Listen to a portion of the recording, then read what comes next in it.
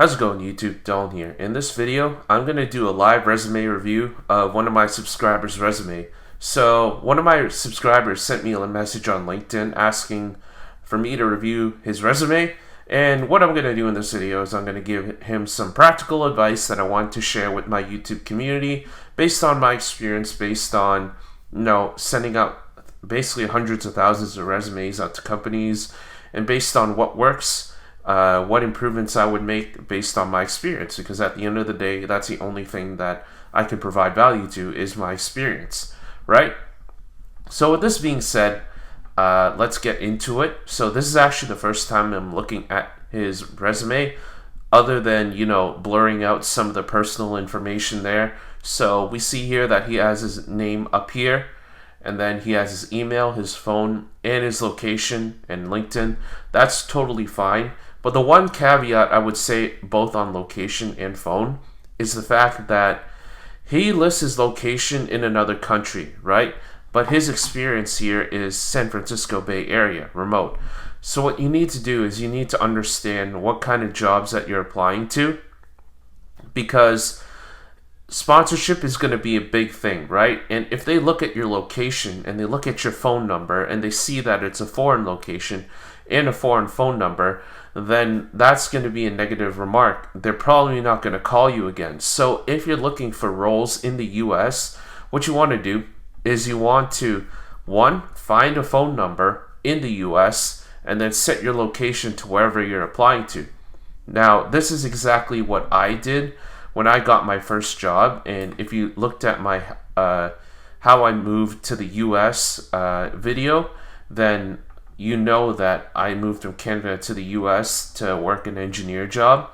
So what I did was I set my location to whatever was local to them, and I had a local phone number. So I got my job in the Bay Area because I had a Bay Area phone number. Now your question might be, how do I get this Bay Area phone number, right? So what I did, I'm going to bring up a tab here. I did what was called a Skype number, right? So a Skype number, it only cost me like $6.99, I think, a month or something like that. So it's really, really cheap, and it's worth it if you want to get a job in the US, right? So a Skype number is one option. Another option that you could use is voice.google.com. The only caveat to voice.google.com or Google Voice is you need to have a local US number, right? So if you don't have one, then it's not going to work for you. But that's just another option if you know somebody in the US that they can you can borrow their phone number just to set it up. But yeah, for most people it's not going to work, but it is an option, right? So let's go back to his resume here. So we see his summary, that's fine. Software engineer with 2 years experience, passionate about building impactful products for startups and employing best practices to create highly reusable, scalable, and maintainable code. Continuously seeking opportunities to learn new technologies and develop products in line with modern trends. Honestly, I'd remove this line.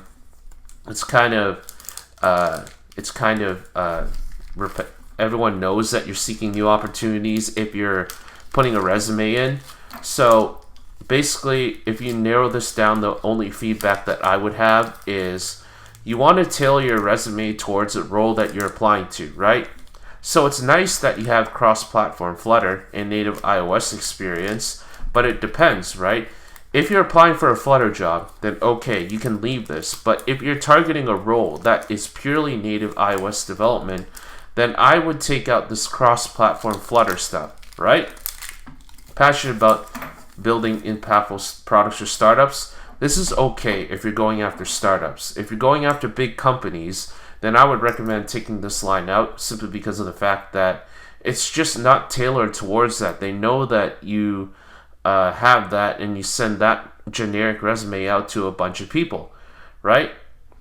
So here, you have your bachelor's in software engineering. That's totally fine. What I would do if I were you is I would remove the September 2018 and just leave graduated in June 2022. The reason for this is sometimes you can experience ageism, where they can guess your date or your age, and that might be a positive or that might be a negative, right? They might think you're too young, you might be too old, but you just want to avoid that as much as possible and just say what date that you graduated in, right? So let's go to his mobile technical lead. You can see here that he's designed the architecture, conducted interviews for iOS engineering positions, and led a team. So this one's good. Led a team of 3 iOS engineers. Okay, front-end development. Developed a pixel-perfect UI using Swift Combine and MVVM. That's fine. Implemented ARKit, VisionKit, CallKit, context, push notifications. Let's see, CI/CD. So here, there's a lot of stuff that's going on here, right? And you can also see here that this is about 2 pages long, right? So I would try to narrow this down into 1 page and talk about what impact that you actually had. So this one's actually really good, saving 10K monthly and then improving app performance by 30%. That is good information that a company wants to know, because at the end of the day, what you need to consider is companies are hiring you based on the ROI that they're actually going to get from your services, because essentially you're a service provider, right? So what I do is even though you've worked with quite a lot of technologies here, I would tailor these technologies based on the role that you're providing and say something along the lines of improved app performance by 30% and save 10K monthly on the GCP Cloud Build and Cloud Run using ARKit, VisionKit, CallKit, SwiftUI, Swift Combine, and MVVM, right? Generally, most jobs call for the SwiftUI, Swift Combine, and MVVM architecture in my experience. ARKit, VisionKit, CallKit sometimes is a requirement, but most of the time I've seen the success with a lot of companies are looking for SwiftUI, Swift Combine, and MVVM, so I generally want to look at that. And then obviously you can have this GCP stuff, develop backend, depending on what job that you're applying to, right? And that was one of the big mistakes that I made early on, is just sending out a resume to just a whole bunch of people, right? So you can see here that he was also a product manager. I would honestly remove this because it's just not that relevant, right? If the job description did call for this, then yes, you can include it, but put it under mobile technical lead. And if I were you and you're applying for, say, an iOS role, what I would do is I would say mobile iOS technical lead. You know, make it as relevant to the role as humanly possible, right? So here, co-founder and mobile developer. So here's the main problem that I have with this in general, right? It's just I'm not a big fan of putting co-founder because it could negatively go against you, saying that your business failed, right? So if your business failed, that could be a negative to some companies. So what I would do if I were you is just employ yourself as a mobile developer at your company, right? And then you could say something along the lines of, oh, I was just looking for better and better opportunities. And then, you know, later on in the interview process, when you get that job offer and they're asking references, you can say, hey, look, this is my own company, so obviously I was the one to work on it, right? So develop the responsive front end. Again, if you're a co-founder, talk about what you achieve for your clients, right? The problem I have with this is it mentions technologies, which is good, but it doesn't mention the impact that you had on the company and the kind of ROI. So what results did your clients get for you?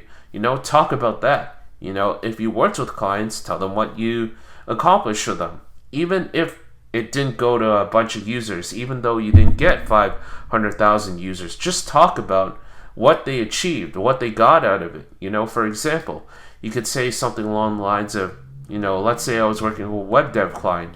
I would say something along the lines of, helped a small business get their online presence ready and increase sales by X% using XYZ technologies, right? So that's something that you want to keep in mind. You can see here that it's in Pakistan. Again, this is kind of a is kind of a little bit of a dual-edged sword, depending on where you want to apply for jobs. If you want to apply for jobs in Pakistan, then fine, so be it, right? But if you're applying to the US, that might imply that you might need sponsorship, which could play against you, right?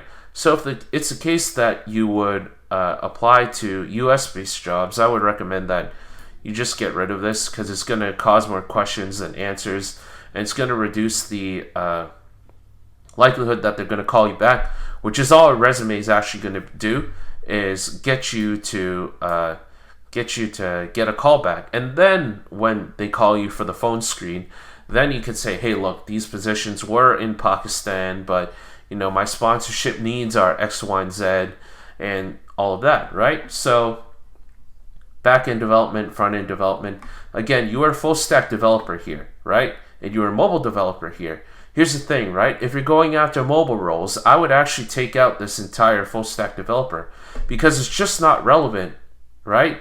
Unless the company is looking for full-stack development experience, then you having full-stack development, you being a full-stack developer, just isn't that relevant, and it's just wasted space, right? So here, we can see his personal projects here, employee recognition app. This was in Flutter, Firebase, and Tango for a hackathon. Again, I would say that if you are applying to Flutter jobs, all right, leave that in. But if it's a native iOS role, then I would say to leave it out, right? Because here's the thing. Again, it's just not relevant for the role. And you want to make your resume as tailored as possible in order for you to get the best results. So this one looks like a back-end kind of thing, in my opinion, just looking at the resume as a quick glance, because that's what most recruiters are going to be looking for, right? It looks like a back-end thing, right? So I don't see the relevance of it in the sense of a iOS role or a native mobile role. So if that's the case, then I would just get rid of it and put an iOS project in there, right? Same for this robot here, right? So this robot, I've actually made the mistake of putting like my electrical engineering projects in here, and it really didn't get me that good of a result. So if it's not relevant to the role, don't include it, right? Because I do have projects here on my resume that had Raspberry Pi stuff and Arduino stuff, and it didn't really get me anywhere, to be honest with you. In terms of the Android app, unless you're applying for an Android role, remove it, right? Because again, like I said before, you want to make sure that it's as tailored as possible, right? So let's talk a little bit about his skills and interests here. This isn't too bad. Mobile app development, backend development, languages, totally fine by me. Here's where you can kind of put some of the languages that to be honest with you, so that you can get all those keyword optimizations, right? So language, honestly, I'd remove this entire thing simply because nobody really cares. They assume that you're applying for a role that English is going to be should be proficient at. So interests I actually get rid of.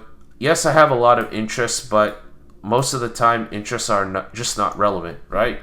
So in closing, make sure you keep it to one page, make it as tailored as possible. And the last thing I want to cover is I would move experience up here, because if I'm a recruiter and I'm looking at a resume and I require 2 years of experience, I want to see all the experience that you actually have, right? So move the experience up, make it as short as possible. Focus on the impacts that you made in your particular job, and I think you're going to get a long way. Remove the product manager roles, take out the co-founder stuff, again, talk about impact, and then add the technologies later, and then remove the full stack if they're not asking specifically for full stack. For personal projects, make sure they're iOS only projects, and skills and interests, take out the interests here, and I think you'll get a long way. So if you guys want me to review more resumes here, make sure you leave me a comment. Tell me what you thought about it in the comment section below. I have my email in the description. feel free to send a resume over for my review, and I'd be happy to make some content here. And without further ado, make sure you hit that like button. Make sure you hit the subscribe, as it really helps support the channel and lets me know that you enjoy content like this. And I'll see you in the next video.